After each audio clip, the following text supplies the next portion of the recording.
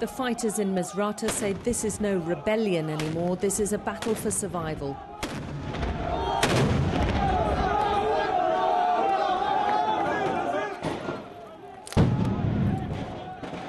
Right now, the rebels are closing in on Gaddafi troops who are camped inside some homes inside the city.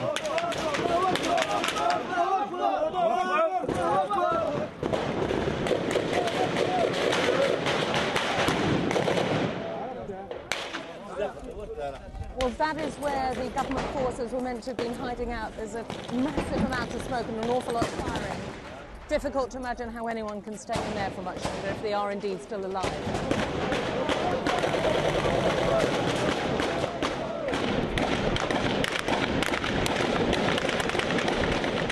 They use grenades, machine gun fire, small arms to try to shift them. Then, taking it in turns, they fire one by one inside the house.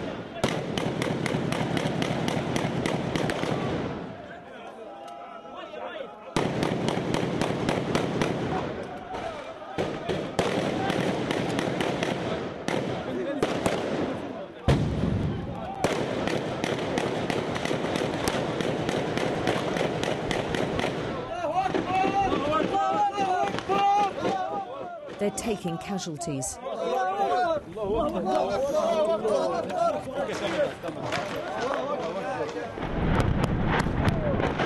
Gaddafi troops inside the city are supported by intense shelling from those camped on the outskirts.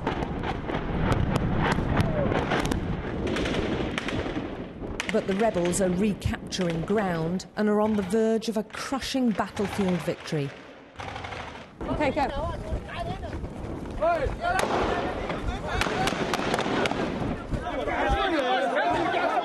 They're also taking prisoners. The captured soldier looks terrified. He knows there are many here who want him dead. We're told he will be taken before what they're calling the Revolutionary Council, the rebel command. But we're allowed to question him before. He says he's from Sudan, and he's been fighting in Misratah for 7 days. He was with the snipers on the surface of one of the buildings. What were his instructions, his unit's instructions? What were they told to do? They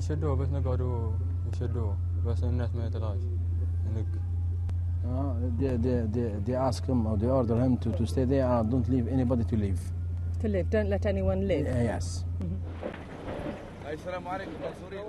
He laid down his weapon in the end and gave himself up.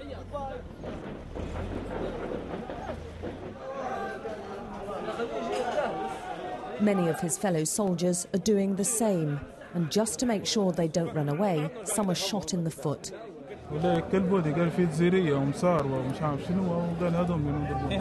have told him there is Algerians, Egyptians, they are in Misratah. You are going to fight to free Misratah. The doctors have to insist the fighters leave. Many are bent on revenge.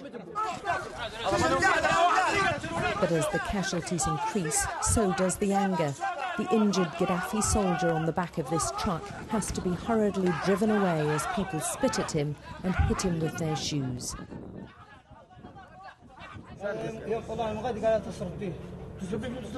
This government fighter was captured with a wad of notes on him, money now covered in his own blood. The disgusted Misratah residents believe it's tainted anyway. He says he was promised all sorts of riches to fight. Most are taken to a clinic at a secret location for their own safety. Here they tell tales of an army which does not care, even for its own. Yesterday in the night, the army, they want to run away from Misratah. So he was injured. So they kept him. They try, but when they run away, nobody care for him. He's now 5 days injured. He get infection in the back. Nobody care of him. Among the fighters are boys barely old enough to shave, boys like 16-year-old Morad Ali. He said the young soldiers were shoved to the front of the battle. They were considered the most dispensable. They put them in the critical situation. The army behind them, and they are shooting, and the fighter, our fighter, they are in front of them, and they are shooter. Okay, and they like sandwich.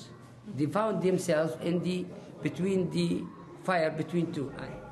In the battle, his leg was blown apart by a bomb, and his arm left broken and torn by bullets. When he was picked up by the rebels, he was traumatized and terrified. Emotionally, they are crying. They are asking for their mothers and their brothers and sisters. Like this boy, he cried a lot, and he asked us to communicate with his mother. We phone his mother, and we tell her that his boy is safe and he's with us. She get happy, and she's asking, thanks a lot for us. Right now, the Misratah fighters are confident. 2 months ago, the man with the captured sniper's rifle was a geography teacher. He's with mechanics, engineers, students. The siege of their city has united them and turned them into soldiers. And 8 weeks of bombing and battling with Gaddafi's troops has failed to crush them. Alex Crawford, Sky News, Misratah.